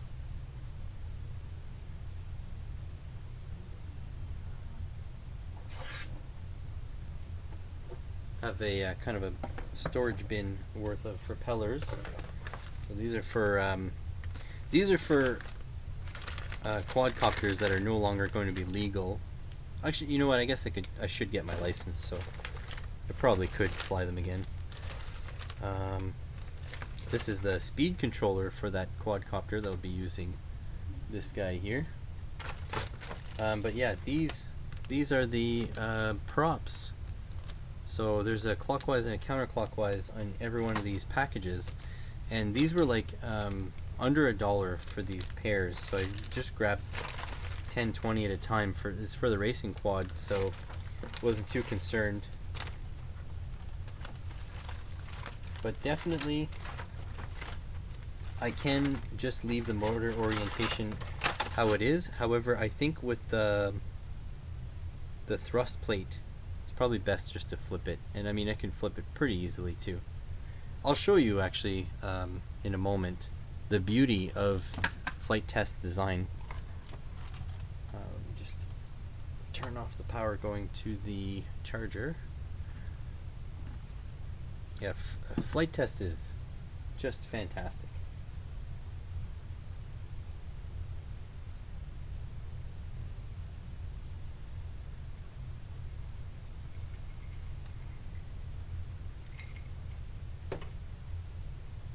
Alright, so now it's going to be to get the nozzle of the hot glue gun in there far enough. I'll pull it forward like that. But yeah, it's going to be to get it in there far enough to reach where the glue needs to go.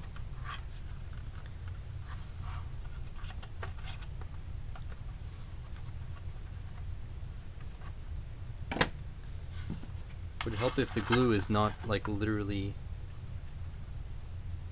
molten. Okay, now we got to move it forward to the point where it is neutral, sort of like there.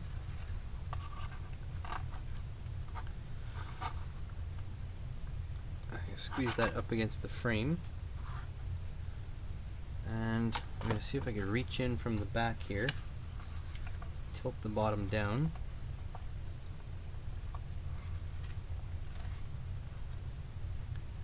There we go. I wish it wasn't tilted like that. It's like really angled. It's already started sticking. Well, whatever, I'll accept it. holding this for a few more seconds to make sure it's well and truly glued. Then we'll redo the trim. We'll pop out the motor. There we go. We'll redo the trim, pop out the motor,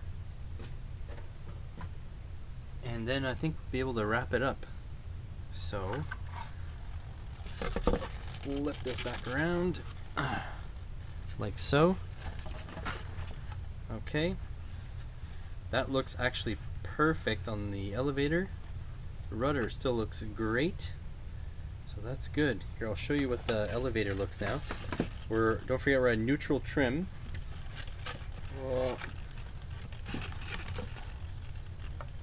There we go. It's as straight as it can be, really. Can't show you much more because obviously it's all the wing is so long. Okay, battery's unplugged. Now here is what I mean by the brilliance of the flight test design. So this engine nacelle is not going anywhere, but you pull these guys out like this. This just comes right out, and then you can go and access your wires. Like, it's just that simple. You pull this guy out like so. There we go. This goes to the side. Now you have access to work on your motor, and this is just a standard brushless motor.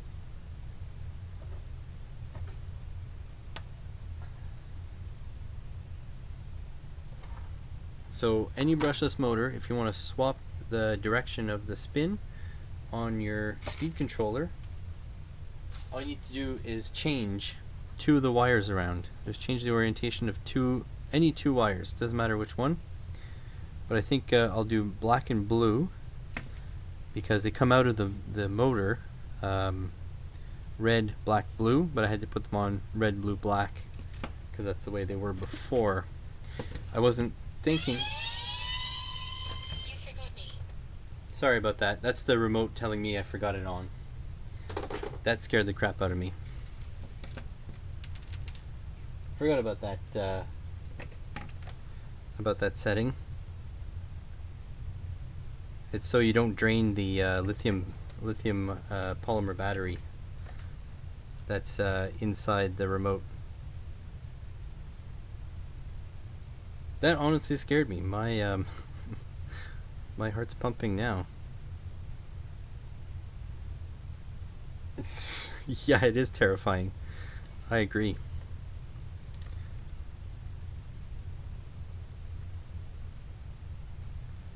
Like, imagine, I haven't heard this thing in years now, and now it scared the crap out of me. Alright, making a dog's breakfast out of this solder. Whoops. No.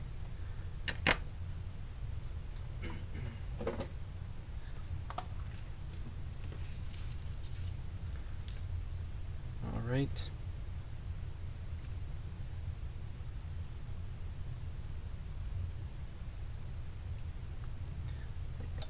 We're going to try to change the solder on the pads here.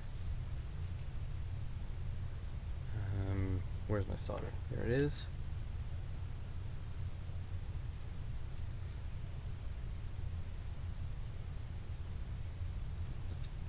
Put some fresh solder in.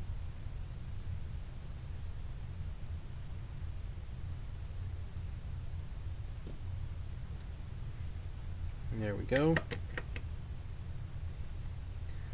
And then, so now we want red, black, blue.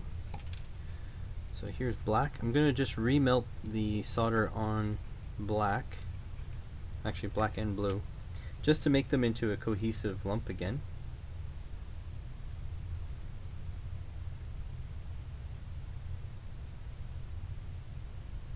Okay, there we go. Blue I might have to trim.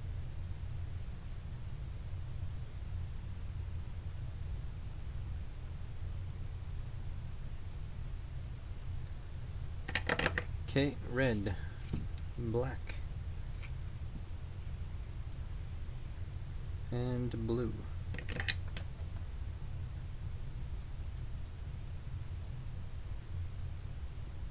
I really want to tell you guys what I ordered on eBay with my Patreon dollars there, but that'll ruin the surprise, and if it doesn't come in,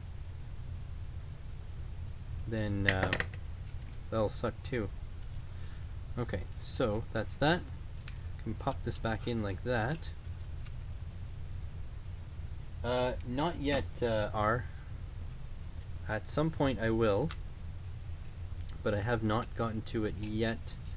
I need to get ferric chloride, and before I get ferric chloride, I need to figure out where I'm going to store it and how.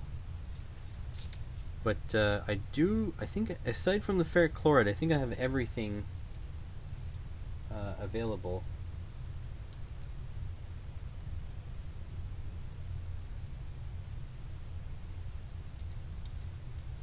Oh, Scott, yeah. Absolutely. Alright, put this in. Put this in like so.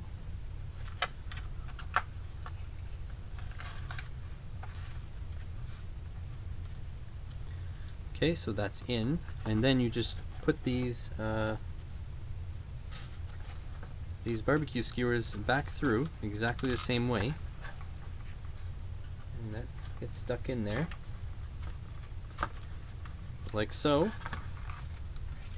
And then, you know, battery, receiver, everything, and then we'll be good to go. So I'm just going to make sure it spins the correct direction.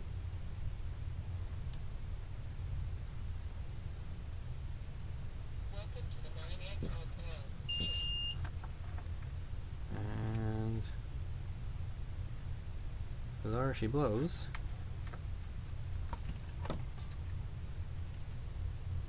Oh, whoops. Missing one thing though. The speed controller is powered up, but the remote isn't. The receiver is not. So this way. Okay, plug this guy in.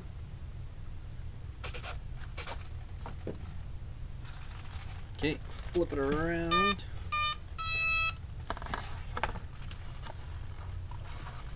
Alright. Do you guys get to see it? Yeah, you do. Okay. So now I'm gonna move the... Yeah, that works. That's backwards.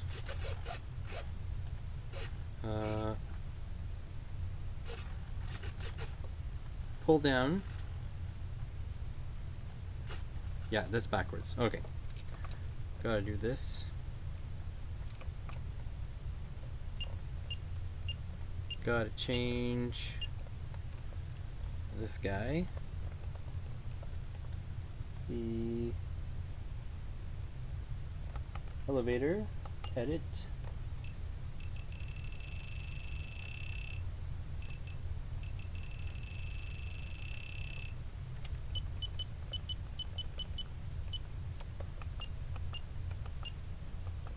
All right. Yep, okay. This to go up, this to go down. That works.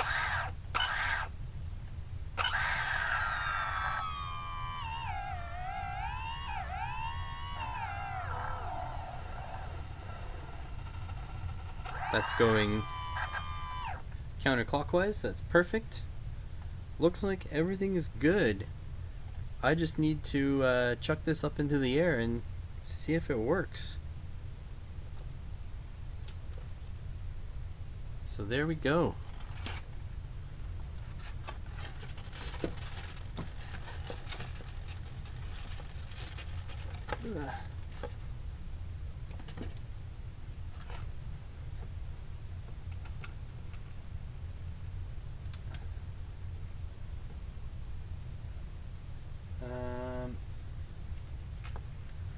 Yeah, so I did my last... Thank you, Scott. I did my last run of PCBs on JLC PCB, and the next run of PCBs will not be from JLC. They'll probably be from PCB Way, and the only reason for that is that my JLC PCBs ended up perfectly fine. Very, like, very adequate. Like everything looks crisp. Right, everything that wasn't messed up by me is perfect.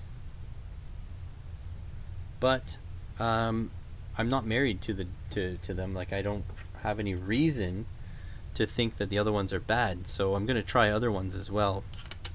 So I think the next one will be PCB Way. Simply because I haven't tried it yet. Like I don't want JLC to get all my business just because they were the first ones I tried. Right? That's not good enough. If any one of them decides to sponsor me, that'll be a different story. But I mean, I doubt it. I'm small fish. You're right. This channel is it's very small. I get as much support from Patreon as I do from the ad revenue. So yeah, exactly. You got to try other things. Give everyone else a shot to excel. So I think that is it for today. I'll stick around for another couple minutes there. Just to answer questions if you guys got them, and if you don't got them, then we'll be off. Have a little bit of sanitization left. It's just not. It's a bit harsh. It's a bit harsh with just ice, but not bad. I still prefer it mixed with Coke or Pepsi, Diet Coke or Pepsi, because I like the flavor of it better. Basically, to me, the Sailor Jerry. Well, thanks, Scott. I appreciate that. The Sailor Jerry and Pepsi mix tastes like vanilla Coke to me. And the Sailor Jerry by itself, not that fantastic. Yeah, our teardown videos are something I'm interested in. The only thing is I don't really have anything to tear down. There's nothing really, like, yeah, I don't really have anything. Like we could take apart this thing if you want. This thing is pretty awesome. On the inside, it's very simple. There's actually an Arduino Mega in there, not the Arduino like footprint and all, but I mean literally the same chip as the Arduino Mega. This runs OpenTX, so open protocol. Pretty cool thing. So yeah, teardowns are possible. I just don't really know.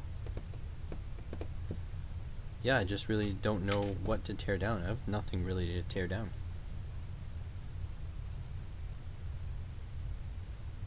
I have 2 American traditional cats.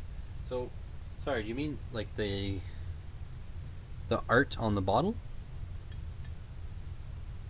Like the hula girl? And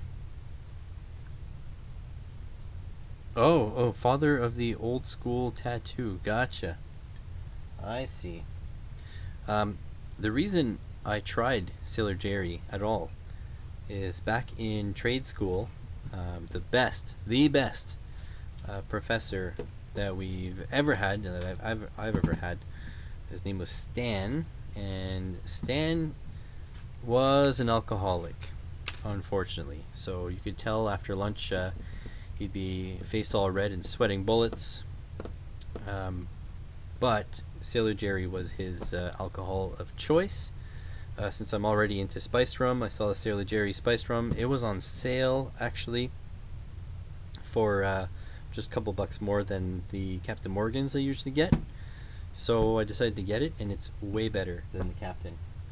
So yeah, so Stan has since passed away, unfortunately. It's true, it's been like 10 years since I've been to trade school now, as a student, at least. He died of cancer, I believe. So yeah, that's kind of sucks. Best professor. But yeah, got a alcohol suggestion out of him. So at least there's that. So speaking of trade school, I am going to have to go to work tomorrow morning. So I'm going to have to call it right here. I want to thank all you guys for taking a look at the stream. I want to thank you for stopping by, chatting up, making sure it's not just me. If you guys have suggestions for the channel going forward, pop them in the comment section below. I read each and every comment. Yes, even the ones from Tom saying, hey, let's be friends. I make sure Tom is a bot, and then I report him and ban him from the channel. But I do read every single message. So I want to thank you guys all for watching, and I'll catch you on the next one. If not, probably not next Sunday actually, because it's a long weekend here. And the wife will be in town, so probably not. But the Sunday after that will be the absolute latest that you'll see me live again. Have a good one, guys.